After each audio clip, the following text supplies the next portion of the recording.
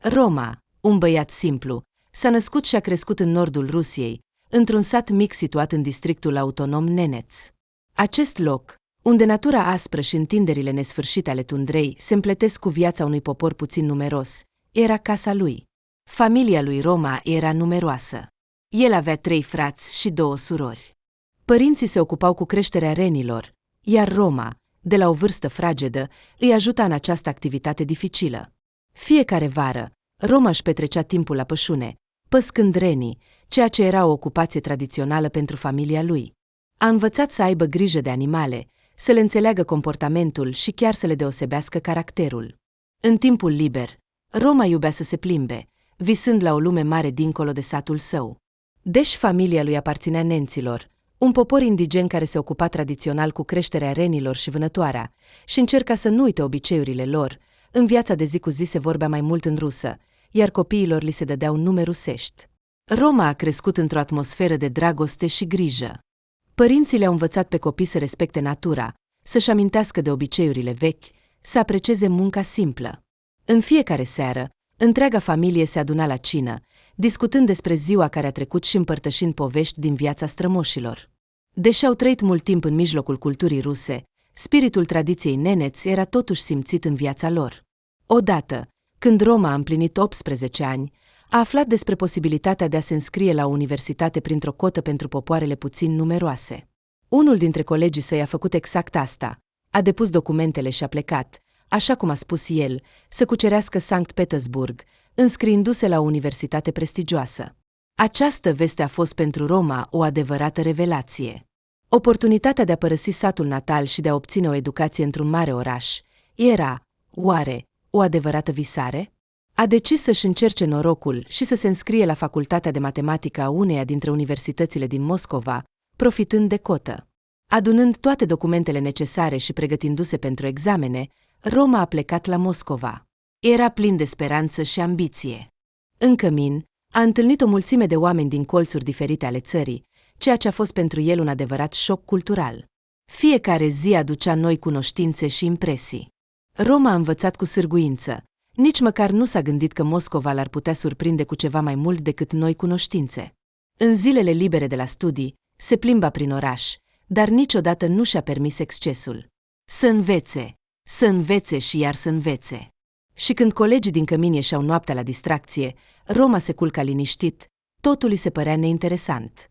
Odată, într-o seară întunecată, când colegii, ca de obicei, au plecat în plimbare, Roma stătea pe pat în tăcere deplină, se uita pe fereastră, ținând în mână o carte, dar gândurile lui zburau de mult în depărtare. Roma se gândea la viitor, se întreba dacă ar putea apărea în viața lui cineva care să-l iubească. Desigur, era iubit de mama, de tata, de surori și frați, dar Roma se gândea la o altă iubire. Înțelegând că nu va reuși să citească, a pus cartea deoparte. Interesant, cum va fi iubirea lui viitoare? În același timp, la aproximativ 30 de minute distanță de Roma, o tânără fată se uita și ea gânditoare pe fereastră. Stătea pe pervazul larg al apartamentului ei, se uita în jos la oamenii care treceau pe lângă, observând punctele mici în care se transformă oricine, dacă privești de la o înălțime mare, și se gândea la viață. Îi plăcea să-și imagineze viața oamenilor necunoscuți. Interesant, unde se grăbește acel punct de jos? Iar acesta cu părul strălucitor se grăbește acasă sau la afaceri importante? Alia se distra adesea astfel, observând lumea și nici nu a observat cum gândurile ei au zburat într-o direcție necunoscută.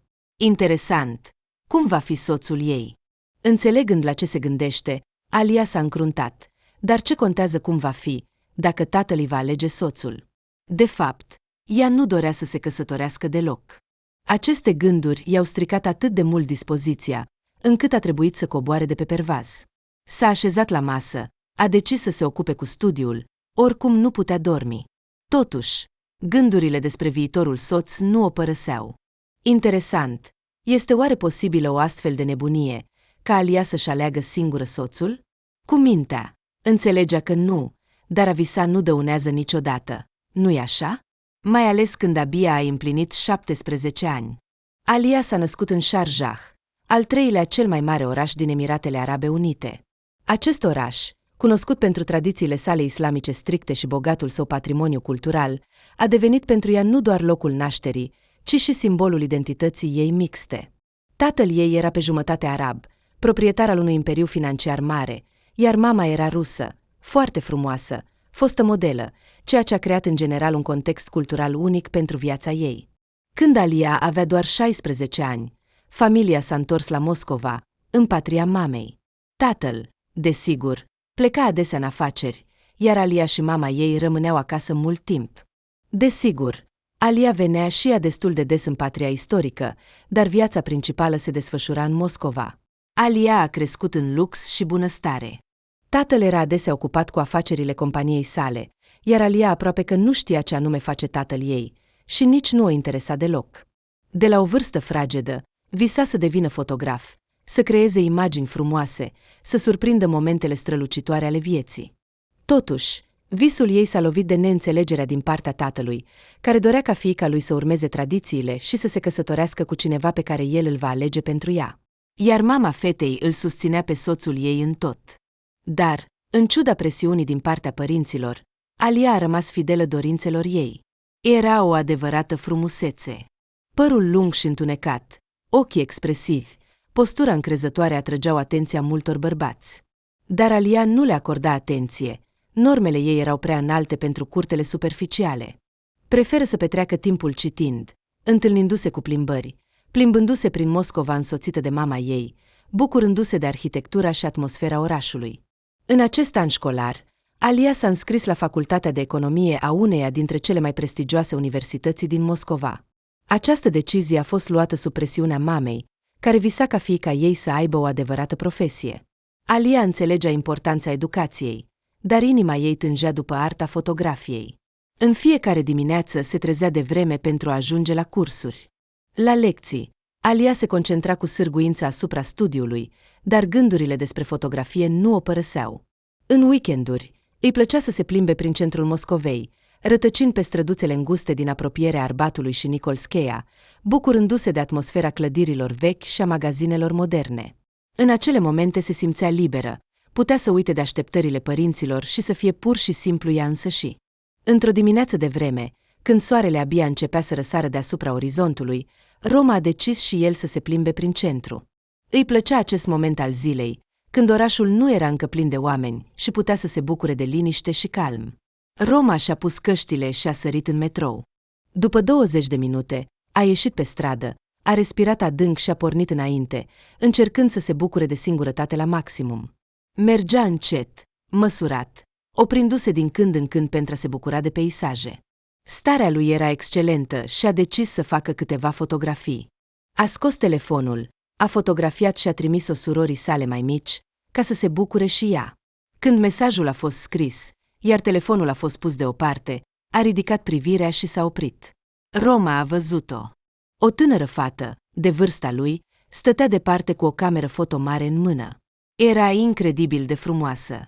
Părul lung și întunecat flutura în vânt, iar ochii expresivi străluceau de încântare. Roma a observat asta chiar și de la distanță. Ochii erau mari, întunecați. Îi aminteau de ciocolata amară, incredibil de gustoasă, dar nu poți mânca mult. Roma iubea această senzație. A simțit cum inima lui a început să bată mai repede. Și, deși fata părea prea frumoasă pentru el, nu putea rata ocazia, a strâns curajul și s-a apropiat. Salut! Ai o cameră foto grozavă. Poate te pot fotografia? Căci, după cum văd, nu ai un trepied cu tine. Alia s-a întors și a zâmbit.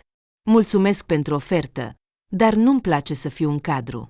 Prefer să surprind momentele, nu să devin parte din ele. Roma a fost puțin jenat de acest răspuns, dar interesul lui a crescut doar. Înțeleg. Și eu iubesc să fotografiez. Mă ajută să văd lumea altfel. Te ocupi cu asta profesional? S-a rușinat și a dat din mână. Nu, dar tu? Nu văd cameră foto la tine. Roma s-a simțit un adevărat mincinos. A râs, a scos telefonul din buzunar, l-a agitat și a spus: Nu, îmi pare rău, îmi plac fotografiile, dar nu mă ocup chiar de asta. Așa, când văd ceva frumos, scot telefonul și pur și simplu fotografiez. fără setări, iar apoi trimit familiei. Le place, iar eu nu am nevoie de mai mult. Dar tu? Poate ai un blog al tău? Nu. A răspuns cu tristețe. Fotografiez pentru mine, nici măcar familiei nu le arăt. Nu-i interesează. Serios? Roma a întors privirea, încercând cu disperare să găsească o modalitate de a continua conversația. Poate, îmi arăți? Ea a zâmbit desigur și s-a cufundat complet în cameră. Și după câteva secunde, a arătat cu mândrie lui Roma lucrările ei. Uite, asta am fotografiat dimineața, iar asta acum câteva minute, iar asta. A tăcut brusc și s-a uitat atent la interlocutor și a șoptit. Ascultă, cum te cheamă? Roman. Iar pe tine? Alia. Foarte plăcut. Ascultă, Rom, ai niște ochi foarte frumoși. Roma era sigur că i s-a părut. Ce? Ochii. Ai ochi frumoși. Forma ochilor este frumoasă și culoarea de asemenea. Pot să te fotografiez? El a dat din cap, uimit. Da, dacă vrei. Foarte mult. Ea a sărit într-o parte și, absorbită de proces, a cerut, fă ca și cum nu aș fi aici. Roma a zâmbit, ușor de spus. Totuși, era atât de fermecat încât ar fi făcut tot ce i-ar fi cerut. A suspinat greu, a zâmbit și a ridicat privirea spre cer. A auzit un click și a înțeles că Alia a făcut câteva cadre. Interesant, ceva ieși. Dar dacă o va ruga să-i trimită fotografiile, atunci va obține numărul ei de telefon. A continuat să facă ca și cum admiră frumusețile și că postura lui este întotdeauna atât de dreaptă, iar umerii atât de largi. Alia era atât de absorbită în proces, încât părea că nu observă nimic în jur. Așa au trecut câteva minute. După ce ședința fotospontană s-a încheiat, cei doi au început să se uite la rezultate. Discutau, se uitau și nu au observat cum au început să vorbească. În curând au realizat că au foarte multe în comun. Alia i-a povestit despre plimbările ei prin Moscova, despre cum îi place să exploreze orașul prin obiectivul camerei. Roma a împărtășit impresiile sale despre viața din extremul nord și despre cum visa să studieze la Moscova. La voi, probabil, este atât de frig, a spus ea încet. Roma a dat din cap. Da, gerurile sunt groaznice, iar tu, ei bine, acolo, în patria ta. Probabil, este îngrozitor de cald. Eu m-am obișnuit, a răspuns ea râzând. Ar fi grozav să fotografiez un ren nordic. Asta se poate organiza, a răspuns Roma cu bucurie. Conversația lor a continuat mult timp. Au discutat despre visele lor, temerile, speranțele pentru viitor. Fiecare dintre ei simțea că între ei s-a creat o legătură specială, ceva mai mult decât o întâlnire întâmplătoare. S-au schimbat contacte și au convenit să se întâlnească din nou un weekend pentru a se plimba împreună prin Moscova. Roma era în al 9-lea cer de fericire. A întâlnit nu doar o fată frumoasă, ci și o persoană interesantă, poate un adevărat prieten. Au petrecut împreună întreaga zi și s-au despărțit când soarele apunea deja la orizont. Alia se întorcea acasă, iar inima ei cânta de fericire. Întâlnirea cu Roma a lăsat în ea o amprentă de neșters. Fiecare pas îi amintea de cum au vorbit, au râs, au împărtășit vise. Se simțea mai vie ca niciodată și plină de speranțe. Când Alia a intrat în apartament, mama ei, care stătea în sufragerie cu o cană de ceai, a observat imediat schimbările din fiica ei. Alia a arătat diferit. Ochii ei străluceau de bucurie, iar buzele ei se întindeau într-un zâmbet. Ce ai pățit, draga mea?" a întrebat mama cu uimire. Parcă strălucești. Alia nu știa cum să-și ascundă fericirea. Mamă, am întâlnit o persoană uimitoare. Mama Aliei, pe nume Elena, a strâns ochii cu o privire șireată. Aha, și cine este această persoană? Este o persoană. Alia a zâmbit vinovat. Ei bine, sper că, în sfârșit, ai găsit o nouă prietenă. Era vremea. Ei bine, aproape, a spus Alia. Despre cine vorbești? A cerut mama un răspuns. Nevrând să mintă mama, Alia i-a spus totul. Ei bine, în general, eu, ca de obicei, mă plimbam dimineața. De obicei nu este nimeni pe acolo. L-am întâlnit pe cineva, îl cheamă Roman. A venit recent la Moscova pentru a studia. El este dintr-un loc îndepărtat, din nord, îți dai seama, acolo Aureni. Din ce nord? El este din districtul autonom Neneț, îți dai seama? Ei bine, sincer, nu-mi dau seama. Dar imaginează-ți, a spus Alia zâmbind. Sper că ți-a plăcut ca prieten. Alia a întors privirea rușinată. Mama s-a alarmat și a pus cana pe masă, întrebând. Alia, știi că tatăl tău nu va aproba asta. Nici nu te gândi în această direcție. Uită! Alia a simțit cum bucuria ei începe să se stingă. Dar, mamă, el este atât de deștept și interesant. Am găsit atât de multe în comun. Mama ei a întrerupt-o. Asta nu contează. Trebuie să urmezi calea pe care ți-a ales tatăl tău. Această poveste nu este pentru tine și nu se discută.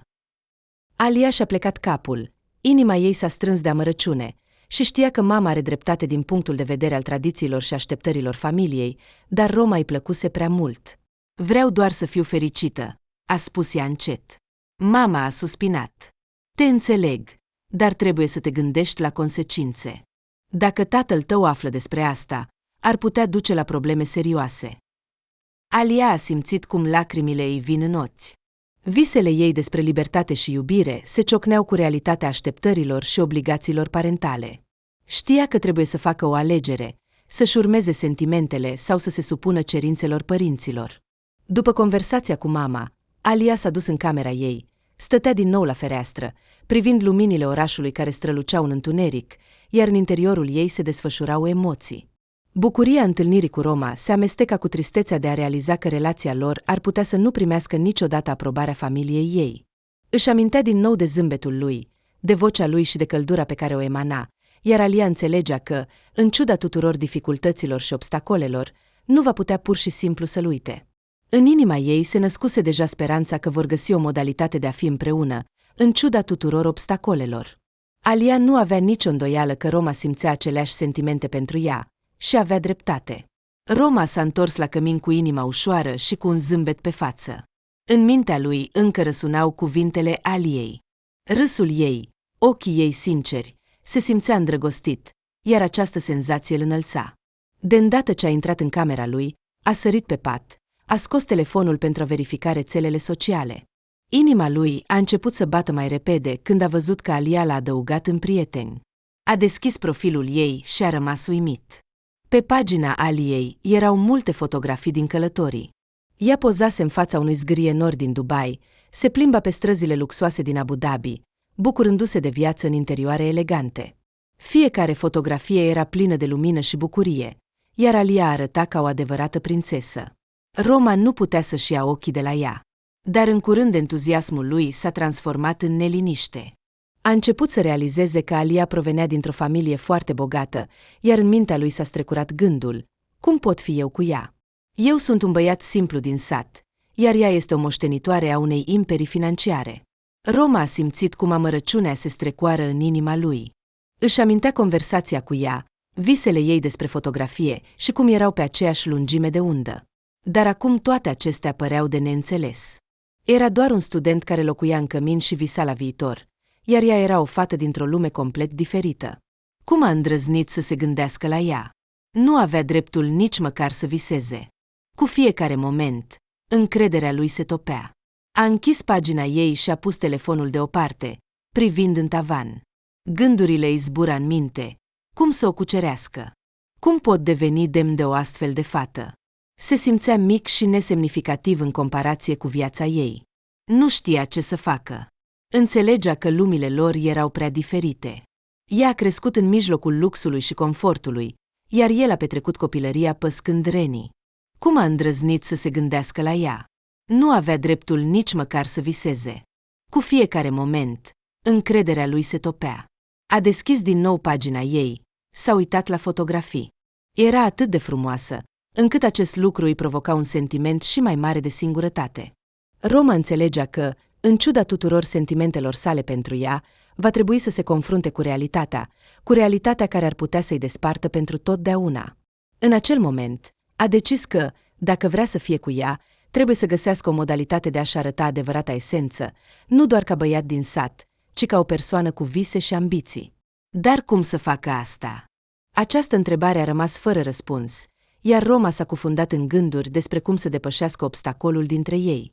A început să caute frenetic o ieșire din situația creată. Poate există o modalitate de a o cuceri? Dar a cuceri-o pe Alia nu era necesar. Ea i-a scris prima dată, întrebând cum se simte. Au început să converseze și au vorbit toată noaptea. Așa a început povestea prieteniei lor strânse, care a crescut în curând într-o adevărată iubire. Roma i-a mărturisit sentimentele sale după câteva săptămâni și a primit în schimb o mărturisire reciprocă. S-au îndrăgostit unul de celălalt atât de sincer, încât nu reușeau nici măcar să se gândească la consecințe. Amândoi înțelegeau că relația lor era sortită eșecului, dar nu puteau face nimic în privința asta. Sentimentele erau prea puternice pentru a le rezista. Tot timpul liber și-l petreceau împreună, plimbându-se, vorbind despre tot ce le trecea prin minte, fotografiind și pozând împreună. Roma chiar a promis să o ducă pe Alia în patria lui, deși știa că tatăl ei nu-i va permite să plece. Inimile lor se strângeau de durere când gândurile despre viitor le apăreau în minte. Dar știau că nu se vor putea despărți niciodată și în niciun caz. Au trecut 2 ani de la prima întâlnire dintre Roma și Alia, iar iubirea lor s-a întărit doar. În fiecare zi găseau timp pentru a comunica, sprijinindu-se reciproc în studii și în viață. Relația lor era plină de tandrețe, înțelegere și sinceritate. Roma simțea că alături de ea poate fi el însuși, iar Alia se bucura de simplitatea și sinceritatea lui. Elena, mama Aliei, știa despre relația lor, dar făcea că nu observă nimic. Înțelegea cât de important era pentru fiica ei acest băiat și, deși inima ei tângea la gândul că Alia ar putea alege pe cineva mai potrivit pentru statutul ei, nu putea să-și priveze fiica de fericire. Alia îi era recunoscătoare pentru acest acord tăcut, care îi permitea să fie cu Roma și să se bucure de fiecare moment al iubirii. Totuși, în curând au început să se gândească la viitor. Amândoi înțelegeau că, mai devreme sau mai târziu, va trebui să ia o decizie. Într-o seară, stând pe o bancă în parc și observând apusul, au decis că trebuie să se căsătorească în secret. Până când tatăl Aliei nu va afla despre relația lor și nu va lua măsuri. Și dacă va afla când ei vor fi deja căsătoriți, atunci pur și simplu nu va avea unde să se ducă. Aceasta a fost o decizie riscantă, dar erau pregătiți. Nunta a avut loc într-o mică sală confortabilă a uneia dintre oficiile de stare civilă din Moscova. Au invitat doar cei mai apropiați prieteni, cei care le-au susținut relația și au împărtășit bucuriile lor. În acea zi, totul părea magic. Lumina cădea bâlând pe fețele tinerilor căsătoriți, atmosfera era plină de căldură și iubire. Alia era într-o rochie simplă, dar elegantă, care îi sublinia frumusețea, iar Roma arăta elegant într-un costum clasic. Când își schimbau jurămintele, în aer plutea magia acelui moment, fiecare dintre ei simțea că nu este doar o formalitate. Aceasta era începutul unei noi vieți, o viață împreună. Când amândoi au spus da, Roma a simțit un val de fericire și ușurare. Se uita în ochii iubitei și vedea acolo reflecția iubirii sale, la fel de sinceră și profundă, iar în acel moment toate îndoielile că este demn de iubirea ei s-au risipit. Alia se simțea ca și cum ar fi fost pe vârful lumii, inima ei era plină de fericire și știa că a făcut alegerea corectă. A fi cu Roma însemna să-și urmeze sentimentele, în ciuda oricăror obstacole. După ceremonie, au ieșit pe stradă sub sunetele felicitărilor prietenilor. Soarele apunea deja la orizont, colorând cerul în nuanțe roz și aurii ca simbol al unui nou început. Se țineau de mâini, înțelegând că în fața lor îi așteaptă multe încercări și dificultăți, dar împreună vor putea depăși totul. În acea seară, Roma și Alia au promis să se susțină mereu și să meargă împreună prin viață. Știau că în fața lor vor fi momente dificile, mai ales când tatăl Aliei va afla despre căsătoria lor. Dar iubirea le dădea puterea să creadă în mai bine. Fiecare dintre ei înțelegea că, în ciuda tuturor dificultăților, sentimentele lor erau reale și sincere. Și asta era cel mai important lucru din lume. Totul li se părea ideal. Roma și Alia se bucurau de nunta lor secretă și își făceau planuri pentru viitorul comun. Căutau o locuință, visând la cum își vor crea o casă confortabilă, unde vor putea fi fericiți. Dar într-o zi, lumea lor s-a prăbușit. Alia a încetat să mai comunice. La început, nu a dat o importanță deosebită situației, a decis că tatăl s-a întors la Moscova și că Alia pur și simplu nu are posibilitatea să scrie. Dar când Alia nu a dispărut doar, ci a încetat să mai iasă pe internet, Roma a început să se îngrijoreze serios. Dar ce s-a întâmplat? A scris colegilor ei, dar ei nu știau unde a dispărut. A început să o sune, nu-i mai păsa că socrul va afla despre căsătoria lor secretă. Nu-i păsa de nimic, doar să audă vocea soției și să afle că este în siguranță. Nu putea să creadă că ea ar putea dispărea cu adevărat. Aștepta apelul ei, scria el însuși, dar telefonul tăcea. Inima îi bătea în piept când a început să intre în panică. A umblat prin toate locurile unde se întâlneau de obicei, dar nu era nicăieri. În disperare, a decis să meargă acasă la ea, sperând că va găsi măcar o informație. A ajuns la adresa corectă, a reușit chiar să urce la etajul dorit al complexului rezidențial de lux, explicând situația paznicilor. S-a oprit la ușă, realizând ce prostie ar putea face acum. Dacă ușa este deschisă de tată, atunci, poate, nu-l va lăsa să plece de acolo. Conștient de toate acestea, a ridicat mâna să apese pe sonerie. Indiferent, chiar dacă viața lui se va termina așa. Principalul era să știe că Alia este bine. Când a sunat la ușă, inima i s-a oprit. O femeie adultă, îngrijită, i-a deschis. Roma a recunoscut-o pe mama Aliei. Pe fața ei erau lacrimi înghețate, iar acest semn de nenorocire l-a făcut pe Roman să înghețe pe loc. Roman, a presupus ea. Da, ești mama Aliei? Da, eu sunt, a răspuns ea, suspinând. Unde este Alia? A încetat să mai comunice. Ce s-a întâmplat? Ea. Femeia și-a strâns ambele mâini la piept. A plecat. Unde? Spune-mi. Voi zbura după ea. Tatăl ei a aflat totul și a dus-o. Aceste cuvinte l-au străpuns pe Roman ca un cuțit rece. Nu putea să creadă ce aude. Dar cum? Unde? A întrebat el cu groază. Acasă. Unde? Te rog, spune-mi. Roma, a spus ea, îți voi spune, dar ce va schimba asta? Nu ai nicio șansă să o recuperezi. Dar voi face tot ce este posibil, a spus el hotărât, deși panică domnea în interiorul său. Elena a dat din cap. Nu înțelegi. Soțul meu este un om puternic și influent. Nu încerca să repari nimic. Spune-mi doar, a șoptit Roman. Elena s-a uitat în jur cu frică și a șoptit. Stai aici, nu pleca nicăieri. Și el a rămas pe loc, observând cum soacra a dispărut în ușa apartamentului mare. După câteva minute, s-a întors, strângând în mâini ceva mic. Roma s-a aplecat cu interes.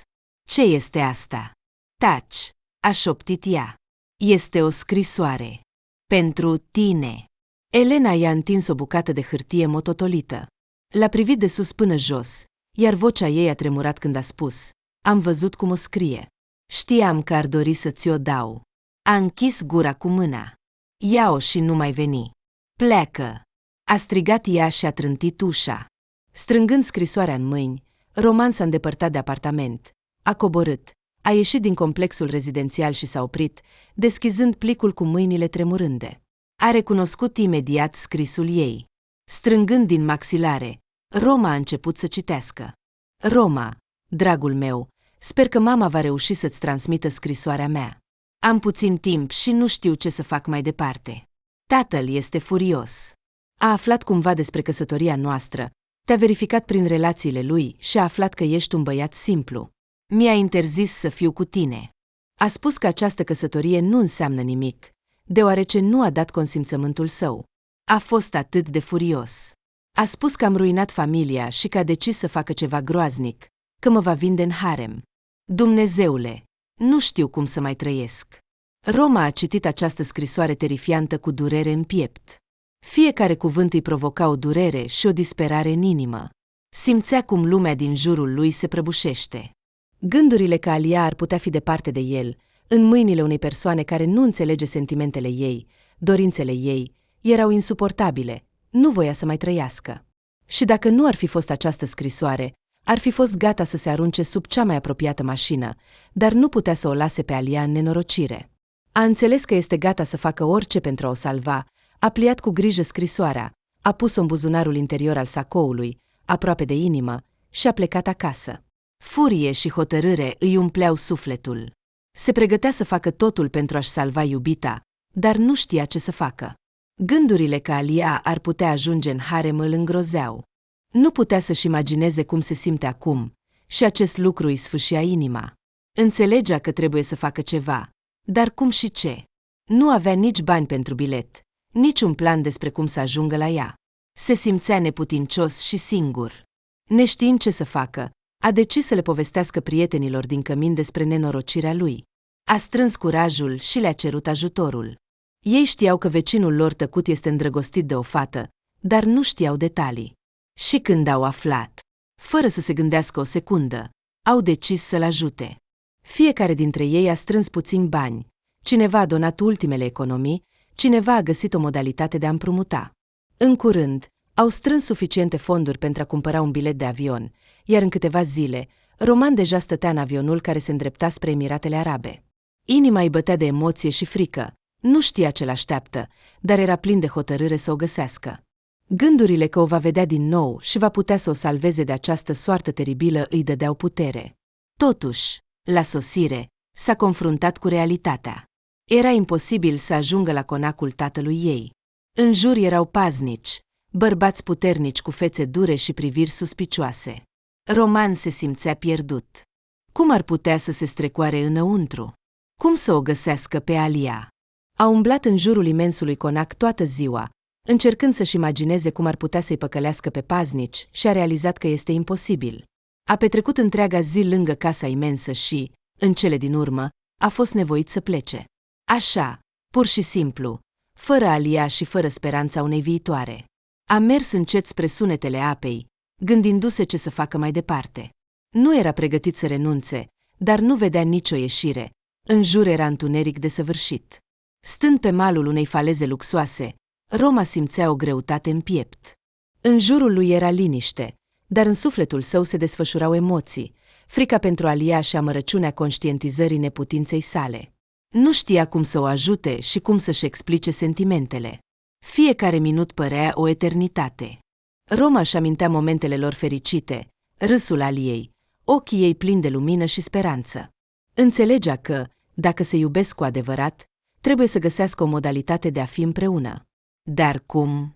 Cu fiecare clipă, speranța lui se stingea. Se uita la stelele de deasupra și șoptea încet.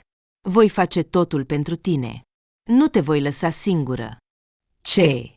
A răsunat dintr-o dată o voce străină. Roma s-a întors panicat. Nu se aștepta să audă o limbă maternă și s-a uitat cu groază la străina care s-a apropiat, care s-a dovedit a fi o femeie în vârstă, deosebit de extravagantă, cu o rochie strălucitoare, bijuterii mari și o pălărie cu boruri largi. Stilul ei se distingeau brusc printre cei din jur. Părea că tocmai a ieșit dintr-o revistă de modă. Ce faci acolo?" a întrebat ea cu un zâmbet. Roma și-a strâns buzele. Nimic. Dar cine sunteți? Dar tu cine ești? Nu mă așteptam să aud o limbă maternă. Eu sunt, a recunoscut el. Ei bine, ce se întâmplă cu tine? De ce ești trist? A întrebat ea cu un zâmbet ușor și cu un accent amuzant. Roma a ridicat privirea, s-a întâlnit cu privirea ei, în ochii ei se citea o sinceră îngrijorare. A dat din cap. Da, sunt trist. Viața mea s-a terminat. Ea a ridicat sprâncenele și, deodată, s-a așezat lângă el, privindu-le atent și întrebându-le ce s-a întâmplat. Fiule. Roma, fără intare, i-a povestit povestea lui, cum s-a îndrăgostit de Alia, despre tatăl ei și despre cum s-au căsătorit în secret. I-a spus că tatăl a aflat despre relația lor, s-a supărat și a dus-o pentru a o vinde în harem. Femeia l-a ascultat cu atenție, aruncându-i din când în când priviri pline de compasiune. Când Roma a terminat de povestit, ea a suspinat. Ah, dragul meu, povestea sună groaznic, dar nu te îngrijora atât de mult. Bărbații locali pot fi impulsivi. Sunt sigură că tatăl iubitei tale nu o va vinde nicăieri. A spus asta doar pentru a o speria. Nu ar face așa ceva cu propria fiică. Nu aș fi atât de sigur. Dar eu sunt sigură. Dar, desigur, trebuie să faci ceva. Dar, se pare, nu acum. Probabil că acum ar fi mai bine să te întorci acasă. Dar soția mea, îți înțeleg durerea, dar judecând după povestea ta, în acest moment nu poți face nimic. Roma și-a șters lacrimile și a întrebat, dar dumneavoastră, ce faceți aici? Sunteți din Rusia, nu? Ea a suspinat visător. Da, corect. Am părăsit patria de mult timp. Atunci nu era Rusia, ci Uniunea Sovietică. M-am căsătorit cu un pilot care a venit să studieze la noi în Moscova. Era din această zonă. Ne-am îndrăgostit și am venit aici cu el. Așa am ajuns aici. Roma a fost surprins. Și unde este soțul dumneavoastră? A murit de mult, a recunoscut ea. Îmi pare rău. Nu trebuie să o compătimești pe bătrână. Știi câți ani am? A râs, iar viața își urmează cursul, mai ales că nu sunt singură. Aici s-a născut fiul nostru și am o familie mare. Da, sunteți norocoasă, a spus Roma încet. Ei bine, cu o familie mare. Ea l-a privit atent și a spus. Și știi, fiule, viața este plină de surprize. Nu te lăsa să te descurajezi. Ușor de spus, dar greu de făcut. Ce credeți că ar trebui să fac? Nu știu, dar voi încerca să mă gândesc la ceva. Și Roma a simțit o neașteptată revigorare a speranței. Nu glumiți. Nu promit, dar mă voi gândi la asta. Ai unde să dormi? Nu, dar ai dreptate, nu pot face nimic. Ar fi mai bine să mă întorc. Sper că aveți dreptate și soția mea nu este în harem. Îți spun cu siguranță. A răspuns ea vesel. Ai bani pentru bilet? Da, am împrumutat de la prieteni. Ea a strâns din sprâncene. Ascultă, hai să ne schimbăm numerele. Compatriotii ar trebui să se sprijine reciproc. Sunt sigură că te voi mai vedea aici. Îți mulțumesc. Mulțumesc pentru această conversație. Femeia a zâmbit. Cu plăcere. Și amintește-ți, viața nu este doar dificultăți, ci și oportunități. Vei reuși să faci față tuturor. Și cu aceste cuvinte a plecat, iar Roma a rămas pe bancă cu o nouă senzație de speranță și hotărâre în inimă. După ce a reflectat puțin, s-a ridicat și a realizat că nu are ce face. Va trebui să se întoarcă acasă. Așa s-a întors, fără Alia, iar inima lui era frântă. Fiecare zi petrecută așteptând apelul sau mesajul ei părea o eternitate. A încercat din nou să vorbească cu Elena, dar ea nu a răspuns niciodată la apeluri și nici nu a deschis ușa de la intrare. Roma se simțea prins. Nu știa ce se întâmplă cu soția lui, iar acest lucru îi chinuia sufletul. În fiecare seară stătea la fereastră și se uita pe stradă, unde obișnuia să se plimbe cu Alia, amintirile momentelor fericite cu soția îl chinuiau. Acum, toate acestea păreau îndepărtate și de neînțeles.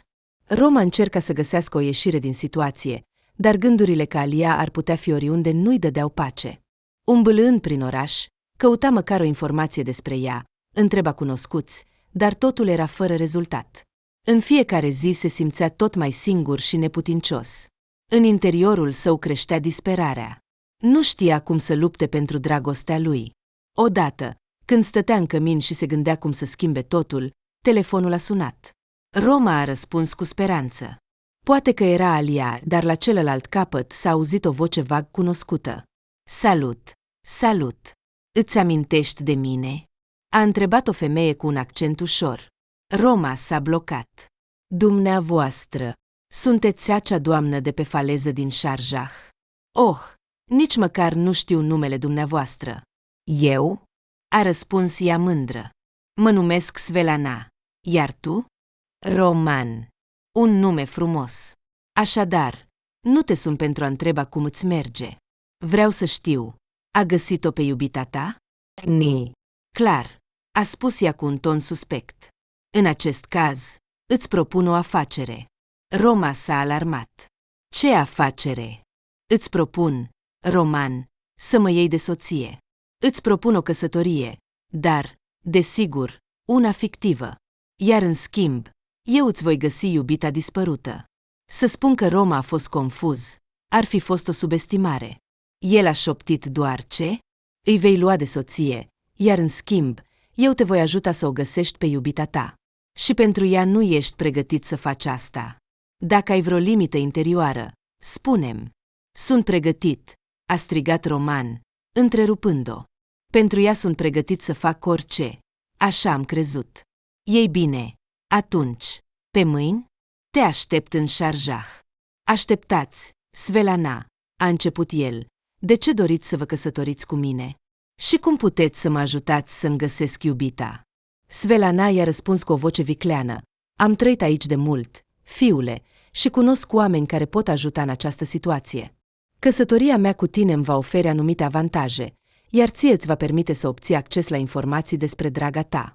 Roman a simțit un val de speranță. Și sunteți sigură că mă puteți ajuta? Sunt pregătit pentru orice. Nu glumesc. Da, voi face tot ce este posibil. Deci ești de acord? Această propunere părea ciudată și riscantă, dar Roman nu avea altă alegere. Înțelegea că, dacă există măcar o mică șansă de a o aduce înapoi pe Alia, trebuie să încerce.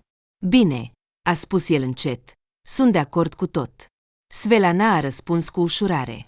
Minunat! Sună-mă când ajungi. Te aștept.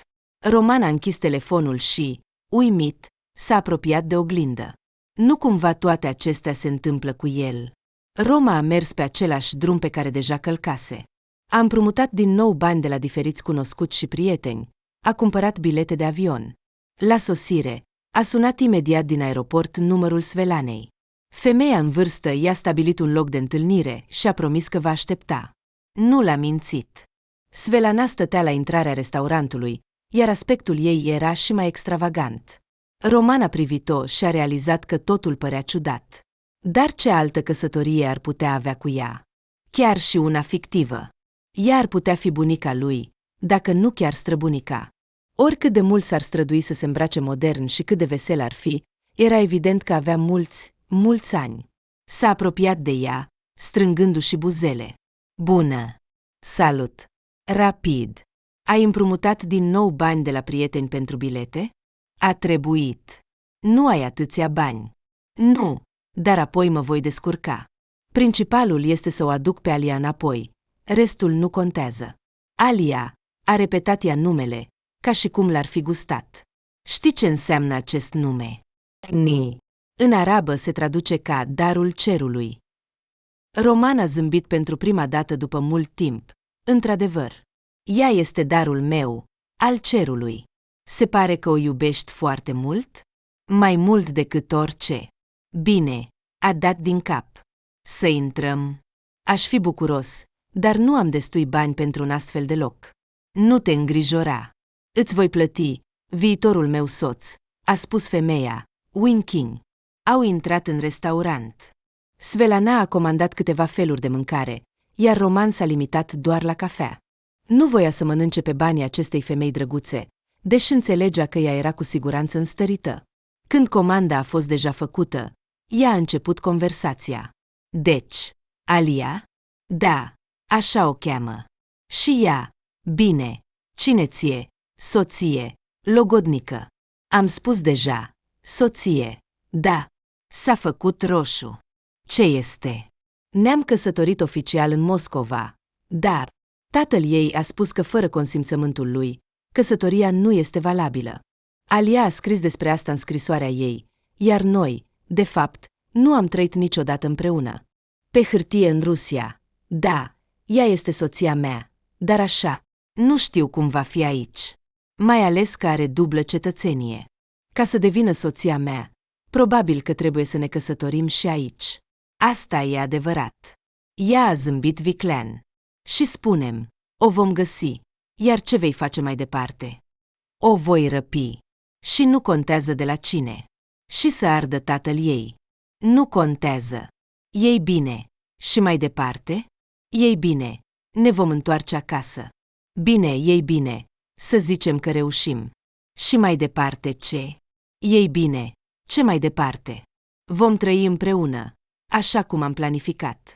Dar înțelegi că, dacă tatăl ei a mers atât de departe, este un om serios care nu va lăsa asta așa. O voi ascunde. Unde? Nu știu, dar voi face totul pentru ca ea să fie în siguranță. Dacă este nevoie, putem merge în patria mea. Nu cred că tatăl ei o va găsi acolo. Și dacă ea nu vrea, o voi duce acolo unde vrea ea. Și dacă vrea, de exemplu, la Paris? Sau să rămână aici pentru totdeauna, iar tu să aștepți la Moscova pentru studii? Svelana, a spus el cu o voce serioasă. Am spus deja, sunt pregătit pentru orice. Dar dacă vrea la Paris, o voi duce acolo. Dacă vrea să rămână aici, ei bine, vom rămâne aici și nu-mi pasă de nimic altceva. Dar vei putea să o întreții, fiule? Roma s-a oprit. Voi încerca. Voi lucra zi și noapte, dacă este nevoie. Sunt pregătit pentru orice muncă. Cuvintele mele nu sunt goale. Voi face totul.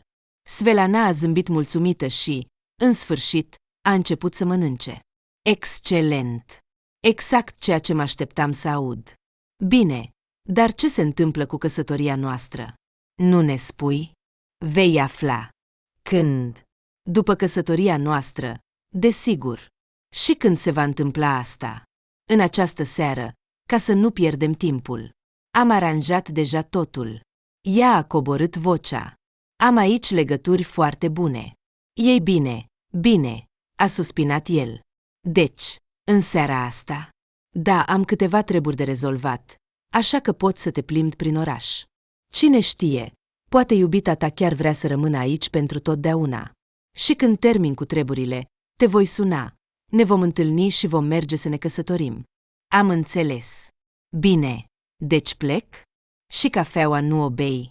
Roma a zâmbit, a băut odată cafeaua din ceașcă, s-a ridicat. Îți mulțumesc. De ce? A întrebat ea zâmbind. Pentru cafea și pentru ajutor. Îmi salvezi viața. Ea a făcut un gest cu mâna. Ei bine, pleacă deja. A petrecut toată ziua plimbându-se prin oraș, admirând frumusețea acestuia. Sharjah era plin de parcuri verzi și străzi îngrijite. Se bucura de arhitectura moscheilor și monumentelor care aminteau de bogata cultură a acestui loc. Dar chiar și aceste priveliști minunate nu puteau să-i alunge neliniștea. Nu știa de ce, dar Roma se simțea speriat. Ar părea că este ușor, doar să se căsătorească cu o bătrână veselă. Dar dintr-un motiv oarecare, Roma se simțea neliniștit. Când a întâlnit-o pe Svelana, părea o femeie cu adevărat bună și interesantă. Dar acum simțea că Svelana îl păcălește. Dar are vreun sens în asta? Roma credea că nu. Totuși, cine era el? Un băiat simplu dintr-un sătuc îndepărtat, iar Svelana a trăit o viață întreagă. Era evident că era mai vicleană și mai înțeleaptă decât el. Inima îi bătea nebunește în timp ce Roma încerca să înțeleagă ce nu era în regulă cu această Svelana, ce planuri avea. Toate întrebările ei păreau suspecte. Roma se frământa, dar înțelegea că singura șansă de a afla adevărul era să se căsătorească cu Svelana. Și aceasta nu era doar o șansă de a afla adevărul, ci și singura modalitate de a încerca să o găsească pe aliați. Când soarele a început să apună, Roma a simțit cum tensiunea din pieptul său începe din nou să crească. Și în acel moment, telefonul a sunat. Era Svelana. Romca, salut! Ei bine, cum, ai umblat? Mai mult decât suficient. Ați terminat treburile. Am terminat. Trimite-mi un mesaj cu geolocația ta. Voi veni. Da, desigur. Acum. A închis telefonul, a trimis un mesaj cu locația sa și a pus telefonul deoparte. Neliniștea nu voia să-l părăsească. Ceva în vocea Svelanei i s-a părut ciudat. Vocea însă și suna ciudat. Inima i s-a oprit când a văzut-o pe mireasă în depărtare. Purta o rochie frumoasă, ca de tineret, și ochelari de soare mari pe jumătate din față. Roma nu mai înțelegea nimic pe întuneric. Totuși, nu a îndrăznit să o întrebe despre asta. Până la urmă, ce-i pasă? S-a apropiat și a salutat. Salut! Ești pregătit? Roma s-a uitat la ea și a simțit un disconfort interior. Arăta diferit. Parcă era la fel, dar ceva nu era în regulă. Și-a curățat gâtul și a răspuns, sunt pregătit. Ea i-a întins cotul, oferindu-i să o ia de braț, și-au plecat încet într-o direcție necunoscută pentru Roma, probabil spre oficiul stării civile local. Roma stătea în oficiul stării civile, simțind cum emoția crește în interiorul său. Procesul de căsătorie în țările arabe era plin de tradiții și obiceiuri proprii, dar pentru el era doar o formalitate. Înțelegea că se căsătorește cu Svelana doar pentru un singur scop, de a o aduce înapoi pe Alia. Totuși, în ciuda hotărârii sale, nu putea scăpa de sentimentul că ceva nu era în regulă.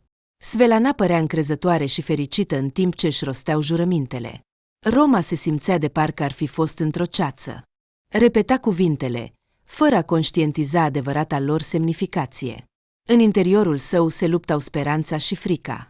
Știa că această căsătorie nu are niciun sens, dar totuși simțea o greutate de a se lega de o altă femeie. Când ceremonia s-a încheiat, au ieșit la aer curat. Svelana l-a tras cu un zâmbet. Hai să sărbătorim căsătoria noastră.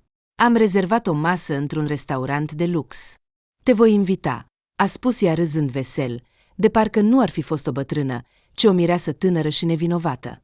Roma a dat din cap, dar în sufletul său se frământau îndoieli. Nu înțelegea de ce Svelana era atât de veselă. Oare a uitat cu adevărat că uniunea lor era doar o afacere? Dar nu voia să o supere și pur și simplu a urmat-o. În restaurant, Svelana s-a comportat cu adevărat ciudat. Această femeie în vârstă flirta fără nicio jenă cu el. Ea râdea constant, ca o fetiță, glumea și tot încerca să-l atingă pe tânărul ei soț proaspăt căsătorit. Din cauza stânjenelii, Roman s-a strâns toată, temându-se să nu o supere, se temea că Svelana se va răzgândi în privința ajutorului pe care îl oferea. El stătea cu ea la o măsuță, strângându-și maxilarele, în timp ce bătrânica continua să flirteze și să râdă, comanda feluri de mâncare scumpe, ridica toasturi pentru viața lor fericită, iar Roman stătea în fața ei și se simțea ca la o sărbătoare străină. Încerca să participe la conversație, dar gândurile despre Ilia nu-i dădeau pace, nu puteau să-l părăsească. Știi, eu mereu am visat la o astfel de nuntă, a spus ea.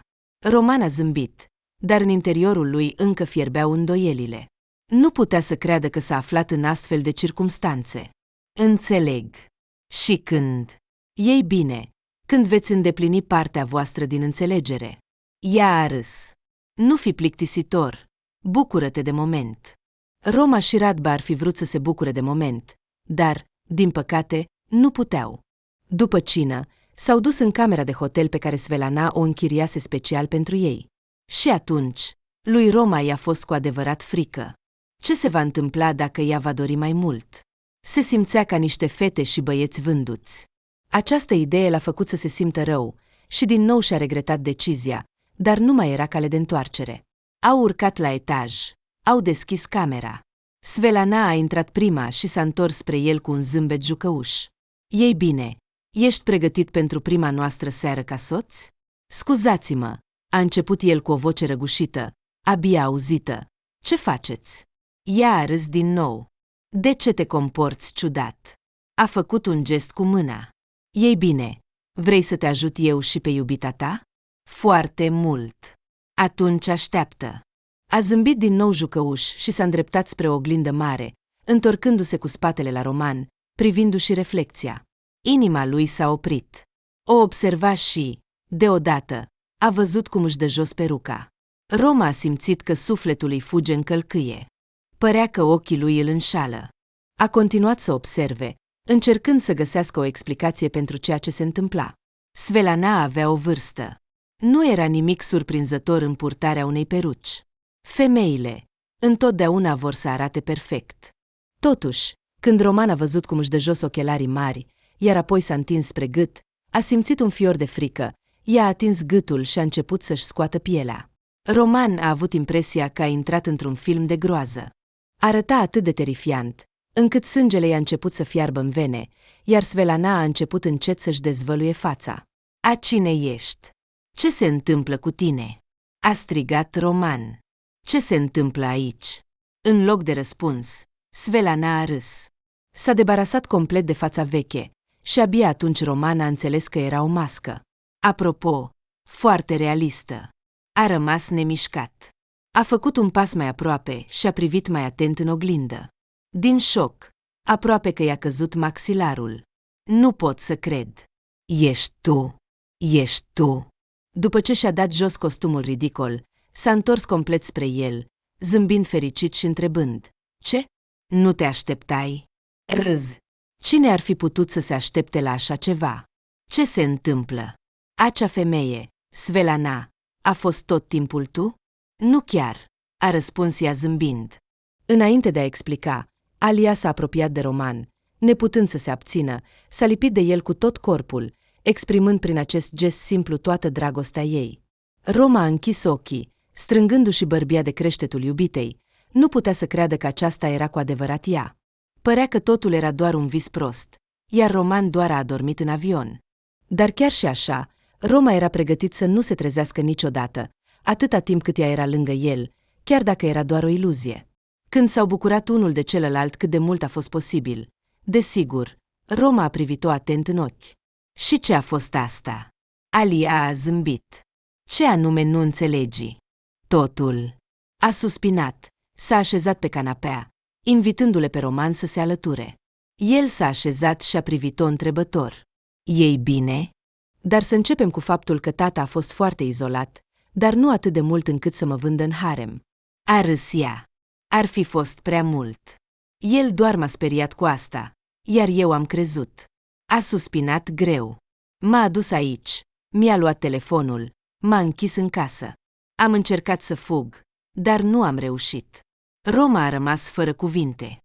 Așteaptă. Așteaptă. Svetlana, adică ai spus același lucru, că a vinde fiica în harem este prea mult. Alia, am râs din nou, nu înțelegi. Svetlana este bunica mea. Așteaptă. Așteaptă. Ce? Da, am fost șocată când am aflat. Bunicul meu a plecat să studieze în Uniunea Sovietică și acolo a întâlnit-o pe viitoarea lui soție, bunica mea. A terminat studiile, iar ei s-au întors împreună pe pământul natal pentru totdeauna. Aici s-a născut un fiu, tatăl meu. Ei bine, și mai departe știi. Da, Svetlana mi-a povestit, dar nu m-am gândit niciodată că fiul ei este tatăl tău. Credeam că este arab. Dar da, pe jumătate, a spus ea zâmbind. Dar cum este posibil? Destinul. În general, bunica s-a întâlnit cu tine din întâmplare.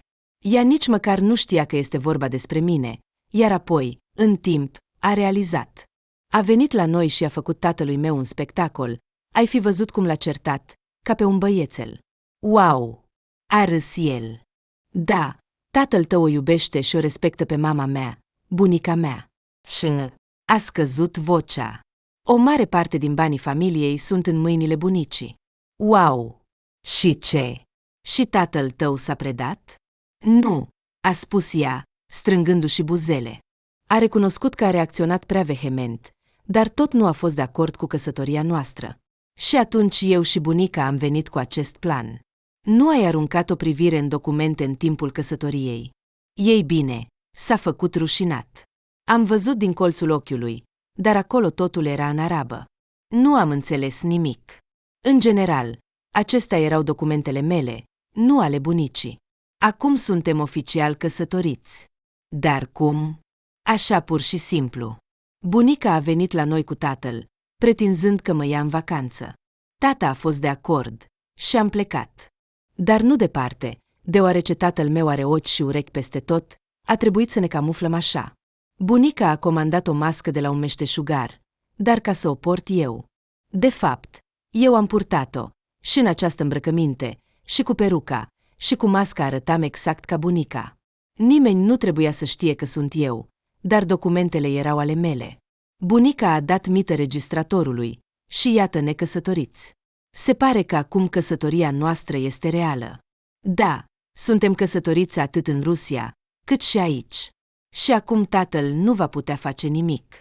Nimic. Acum suntem un adevărat soț și soție. Ea nu s-a putut abține și s-a lipit din nou de el. El a strâns-o cu bâlâândețe la piept, nevrând să o lase să plece vreodată. Roma și Alia încă mult timp nu s-au putut despărți unul de celălalt, dar a fost necesar. A bătut la ușă. Roman s-a tensionat, dar Alia arăta atât de relaxată, încât el a reușit să se controleze, a deschis și a rămas fără cuvinte. În ușă stătea bunica Aliei, Svetlana. Ea a zâmbit larg, a intrat cu o cutie mare în mână, i-a privit și a început. Ei bine, copii, vă felicit. Mă bucur foarte mult pentru voi. Roman nu s-a putut abține și a alergat spre Svetlana, neștiind cum să-i mulțumească. I-a luat mâna, a sărutat-o. Mulțumesc, mulțumesc, dar de ce ați aprobat căsătoria noastră? Ea a râs. Ei bine, încetează, nepoate. Ce? Credeai că eu ar trebui să fiu ca fiul meu? Mă bucur foarte mult pentru această căsătorie. Este tata Aliei și un prost, dar eu nu sunt. Nu-mi pasă de statutul alesului nepoatei și de naționalitatea lui. Mă interesează doar să o iubească și să fie gata să facă orice pentru ea. Nu credeai că te-am întrebat doar așa, atunci în restaurant? Roma a suspinat ușurat. Oare s-a terminat totul? Ce vorbești? Totul abia începe. A răspuns cu veselie bătrânica ciudată. În cele din urmă, ea le-a înmânat tinerilor căsătoriți cutia cu care venise, a zâmbit șiret și s-a îndreptat spre ieșire. Aceasta este pentru voi, pentru început, amenajați-vă, dar nici de mine, bătrânica voastră, nu uitați. Noroc! A plecat, iar Alia și Roman au deschis cu interes cutia. Înăuntru se afla o sumă mare de bani, în numerar, în dolari și euro. S-au privit și au râs de ușurare. Acum aveau tot ce le trebuia pentru a începe o nouă viață acolo unde își doreau.